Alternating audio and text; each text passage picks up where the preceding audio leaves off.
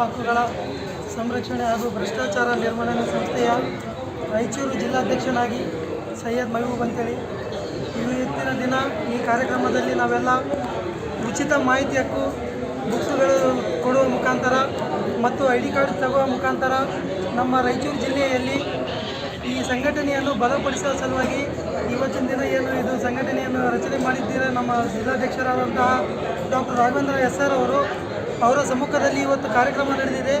ಮುಂದೆ ಬರ್ತಕ್ಕಂಥ ದಿನಗಳಲ್ಲಿ ಇಡೀ ನಮ್ಮ ರಾಯಚೂರು ಜಿಲ್ಲೆಯ 7 ತಾಲೂಕಿನಲ್ಲಿ ಒಂದು ಗಟ್ಟಿಯಾದಂಥ ಒಂದು ಸಂಘಟನೆಯನ್ನು ರಚನೆ ಮಾಡಬೇಕಂತೇಳಿ ನಾವೆಲ್ಲರೂ ಇವತ್ತಿನ ದಿನ ಹೋರಾಟಕ್ಕೆ ಸಿದ್ಧರಿದ್ದೇವೆ.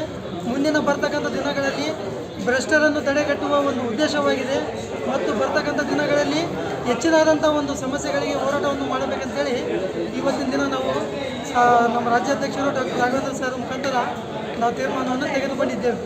ಇವತ್ತು ರಾಜ್ಯದ ವಿವಿಧ ಕಡೆಗಳಿಂದ ಎಲ್ಲ ಜಿಲ್ಲೆಗಳಿಂದ RTI ಕಾರ್ಯಕರ್ತರು ಹಾಗೂ ಹ್ಯೂಮನ್ ರೈಟ್ಸ್ನ ಕಾರ್ಯಕರ್ತರು ಎಲ್ಲರೂ ಭಾಗವಹಿಸಿದ್ವಿ. ಸಭೆ ತುಂಬ ಚೆನ್ನಾಗಿ ನಡೀತು. ಮತ್ತು ಕಾನೂನುಗಳನ್ನ RTI ಆ್ಯಕ್ಟ್ಗಳನ್ನ ಹೇಗೆ ಬಳಕೆ ಮಾಡಬೇಕು ಮತ್ತು ಅಧಿಕಾರಿಗಳ ದೌರ್ಜನ್ಯವನ್ನು ಹೇಗೆ ನಾವು ತಡಿಬೇಕು ಅನ್ನೋದರ ಬಗ್ಗೆ ಸೂಕ್ತವಾದಂಥ ಮಾಹಿತಿಯನ್ನು ನಮ್ಮ ರಾಜ್ಯಾಧ್ಯಕ್ಷರಾದಂಥ ರಾಘವೇಂದ್ರ ಸರ್ ಅವರು ಎಲ್ಲ ವಿವರವಾಗಿ ತಿಳಿಸಿದ್ದಾರೆ. ಇದು ಮಾನವ ಹಕ್ಕುಗಳು ಮತ್ತು ಭ್ರಷ್ಟಾಚಾರ ನಿರ್ಮೂಲನೆ ಸಂಸ್ಥೆ. ಇವರು ನನಗೆ ಮೊದಲಿಂದ ಡಾಕ್ಟರ್ ರಾಘವೇಂದ್ರ ಸರ್ ಒಂದು 3 ವರ್ಷದಿಂದ ಪರಿಚಯ ಇದ್ದಾರೆ.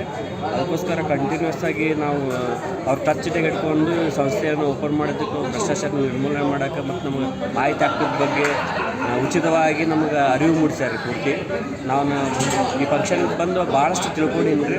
ಹಂಗೆ ನಮ್ಗೆ ಉಚಿತ ಪುಸ್ತಕನೂ ಕೊಟ್ಟಾರೆ. ಅದರಿಂದ ನಮ್ಗೆ ಇನ್ನೊಂದು ನಾಲೆಜ್ನೂ ಹೆಚ್ಚಿಗೆ ಆಗುತ್ತೆ ಅಂತ ನಾನು ಅನ್ಕೊಂಡಿನಿ.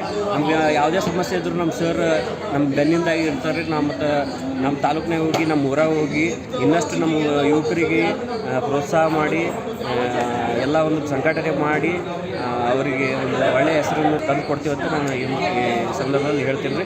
ಇವತ್ತಿನ ಫಂಕ್ಷನ್ ಬಗ್ಗೆ ಹೇಳ್ಬೇಕಂತಂದ್ರೆ ಪೂರ್ತಿ ನಮ್ಗೆ ಉಚಿತವಾಗಿ ಅಂದ್ರೆ ಯಾವ ರೀತಿ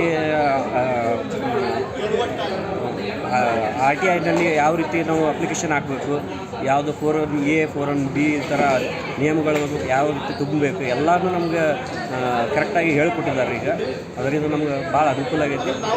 ಇದರಿಂದ ನಾವು ಇನ್ನೂ ಏನಾದರೂ ಹೆಚ್ಚಿನ ಇದು ಬೇಕಾದ್ರೂ ನಾವು ರಾಘವೇಂದ್ರ ಕಡೆ ಎಲ್ಲ ತಿಳ್ಕೊಂಡು ಮುಂದಿನ ದಿನಮಾನಗಳಲ್ಲಿ ಒಳ್ಳೆಯ ಕಾರ್ಯಕರ್ತರಾಗಿ ಕೆಲಸ ಮಾಡ್ತೀವಿ ಅಂತ ಹೇಳ್ತಾರೆ.